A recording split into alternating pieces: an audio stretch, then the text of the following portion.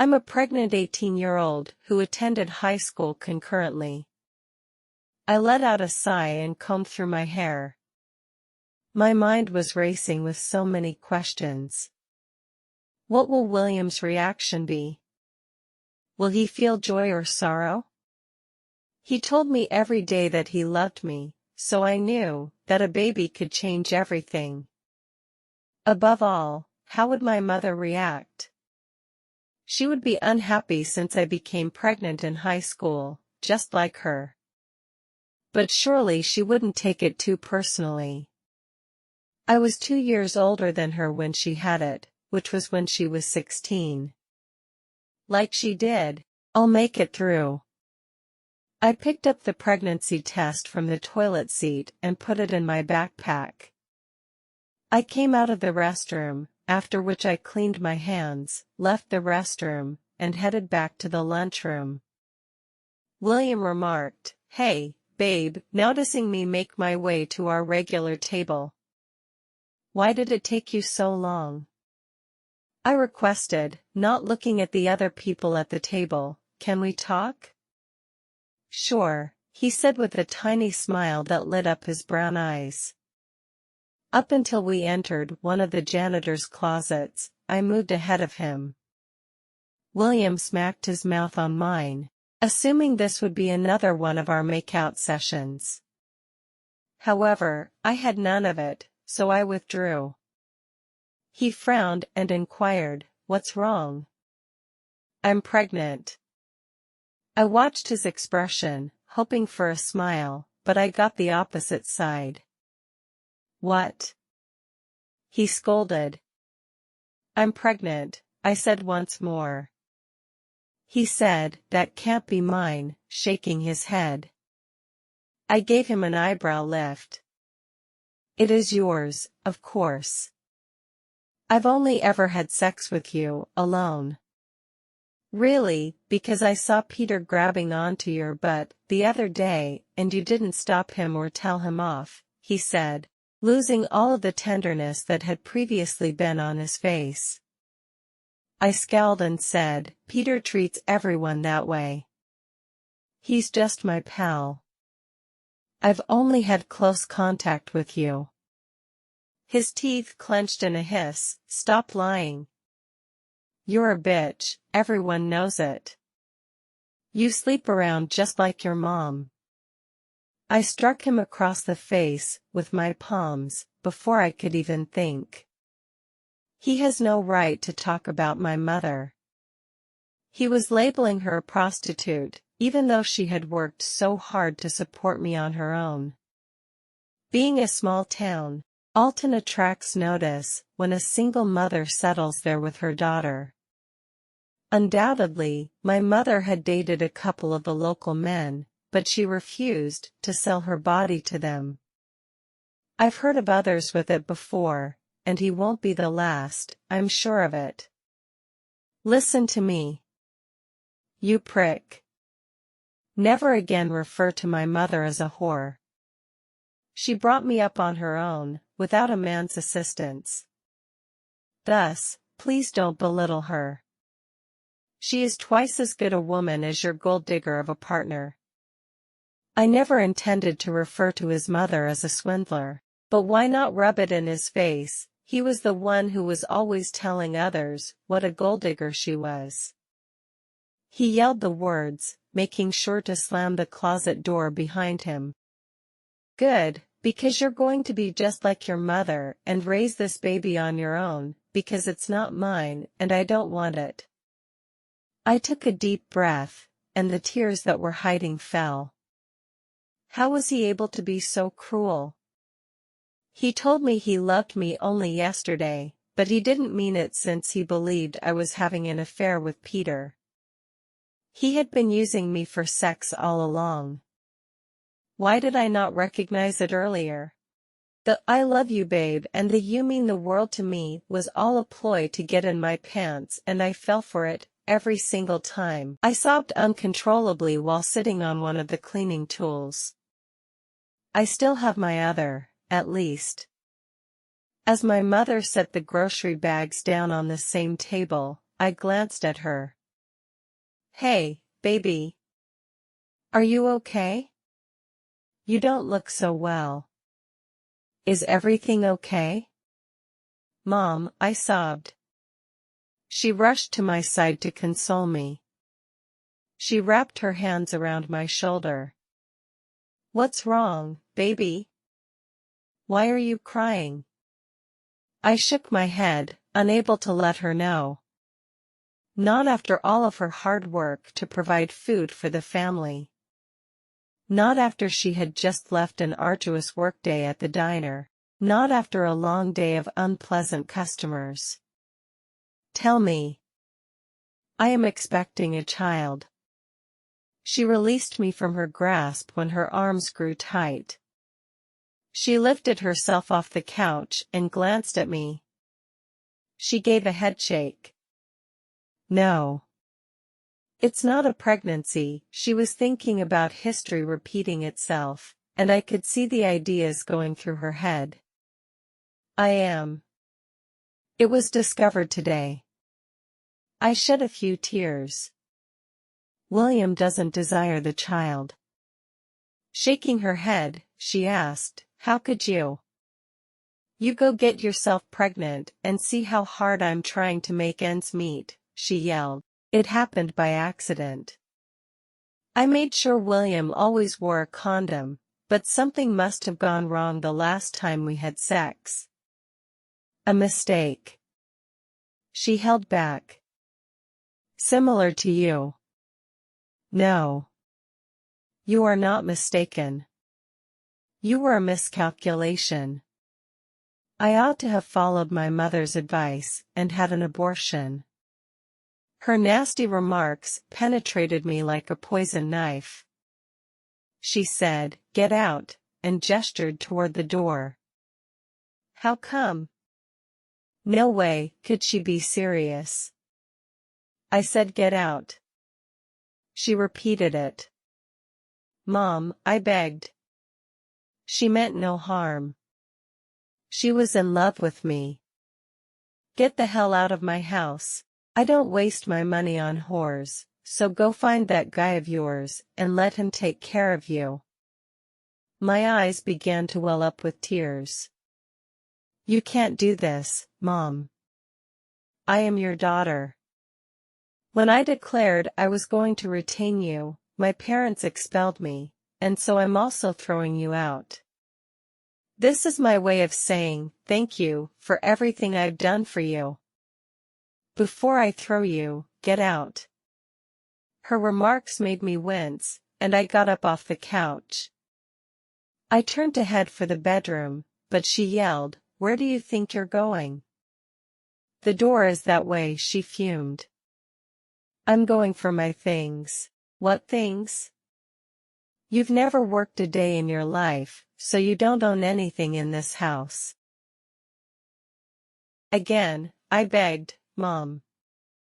I couldn't be experiencing this. Leave. All you are is a dirty whore. Her words hurt so much that I couldn't take it any longer. Go let the man who got you pregnant take care of you. I obeyed her request and departed from the one-bedroom flat. Now what should I do? I am pregnant and homeless. 6 months later, I was lying on the park bench, uncomfortable, with a soiled blanket over my head. It was getting close to dawn, and I had to get up before people started for morning jogs since I couldn't sleep. I detested the looks I got from people. They said nothing polite, and they didn't even give a damn if I heard what they were saying. All of it was harsh and mean. I massaged my eyes and got up from the seat, unable to sleep because of the thoughts in my head. Though it wasn't new, my back and muscles were killing me. It came with living on park benches or concrete, and it came with being pregnant. I attempted to live in a shelter, but they were terrible. Despite my telling them I was pregnant, the men still attempted to push their way in. I never remained longer than a week, because I couldn't stand the harassment. I put my hands on my stomach and glanced down at it. "Good morning, sweetheart." I grinned in reaction to the tiny kick I felt. That smile I was wearing was her fault. She was the only thing in my life that was worth living for. She was all that mattered. The staff at the free clinic where I'd been going were kind and took good care of me. They may have known that I was homeless, but they chose not to bring it up. I picked up the old Tom duffel bag, made my way to the park's back, and went inside the bathroom. I examined myself in the mirror. My clothes were huge and ancient, my eyes were baggy, and my dark hair was a jumble. I exhaled. Big, old clothes were better than no clothes at all. I went into one of the stalls after wetting my rag and filling my water bottle. After taking off my clothes, I cleaned myself with the rag, water, and a tiny bit of soap that I had. When I was done, I took off a dress I had bought yesterday in a second-hand store and covered my whole body with it. My belly was getting bigger by the day, so the clothes I had gotten at the shelter no longer fit. After using the restroom, I strolled to the entrance of the park. Without the large, dirty duffel bag slung over my shoulder, I'd look like any normal, pregnant teen. But it wasn't the case, because the duffel bag was proof of the hard life I've lived. I left Illinois the day after my mother kicked me out and never went back. Ever since I've been moving from one place to the next. I never stayed anywhere for too long because it was too dangerous. People would notice the pattern, and that could put my baby and me at risk. So I stayed only 3 days per town or city, and then I'd revisit it next month since the risk was too dangerous. The pattern would be noticed by others, which might endanger both my infant and me. I would therefore only spend 3 days in each town or city, before returning the following month. I was in New York now. Here, many were ready to part with their cash. I occasionally received as much as $50 a day, which was sufficient to save money and purchase food and drink. Because I didn't know where I would live when my kid arrived, and she was due in less than 3 months. I just started to stroll around the street and take in my surroundings, because it was still too early for me to go to Times Square. I began to stroll down the street, admiring my surroundings. How did I get here? I had a life 7 months ago. With my full scholarship, I intended to attend college at no cost to myself. I offered my body to someone because I believed I was in love with him, which destroyed everything. In retrospect, I see that Will never really meant it when he repeatedly declared his love for me. I was too naive to recognize at the time that all he wanted was sex, and I was too dumb to realize it at the time. I used to share a little bed with my mother 7 months ago. Although it wasn't silk, it was still preferable to sleeping on benches or concrete. I had a mother who would have given me anything 7 months ago, and now all I have is my child and me. All alone in this cruel world. I had no idea that I would become pregnant. I had no idea Will would accuse me of being unfaithful. I had no idea that my mother would have forcibly removed me from the home. I guess this is what people mean when they say, expect the unexpected. As summer approached, I would have been getting ready to go to Northwestern University, where I would spend the next 4 years pursuing a degree in civil and environmental engineering. I would have obtained employment as a project manager for civil construction afterwards. Places, houses, and offices would be built by me. I didn't even have a place to live, so it was ironic. I've seen things and learned things by traveling. A few are quite horrible things.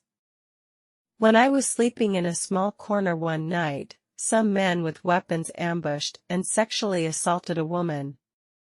I could only stare in horror as the scenario unfolded, with each person getting their turn on her body. I was battling so hard to survive that I could not harm my kid or myself. Something told me, deep down, that this wasn't the right fit for me. I have a feeling that this isn't how my life is meant to be. I thereby engage in physical and mental combat. A few months ago, I discovered a pocket knife on the ground, and I wasn't scared to use it on anyone who thought they could put their hands on me. It wasn't easy being homeless. I desired a life for myself and a life for my child. My goal is to live a better life than my mother did. I didn't want to work at a diner where patrons would shout at me over their overly hot meals or inadequately sweet coffee. That is not the life I was destined to lead.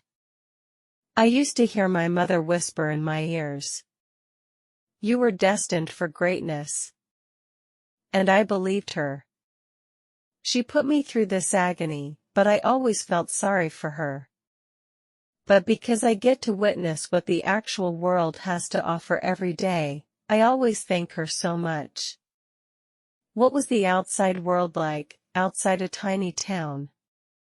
I stopped at a fast food restaurant entrance and peered through the transparent glass. It wasn't overly crowded. I stepped through the door and into the queue. I raised my gaze to the menu. The cost of breakfast wasn't all that high. I would have some money left over for lunch and dinner if I brought an omelette and mint tea. I made an effort to spend no more than $15 on food each day so that I would have food for the next day if I didn't receive any money in my cup. Good morning. Greetings from Rixley's. What can I get for you this morning? Asked the happy girl, who appeared to be about my age.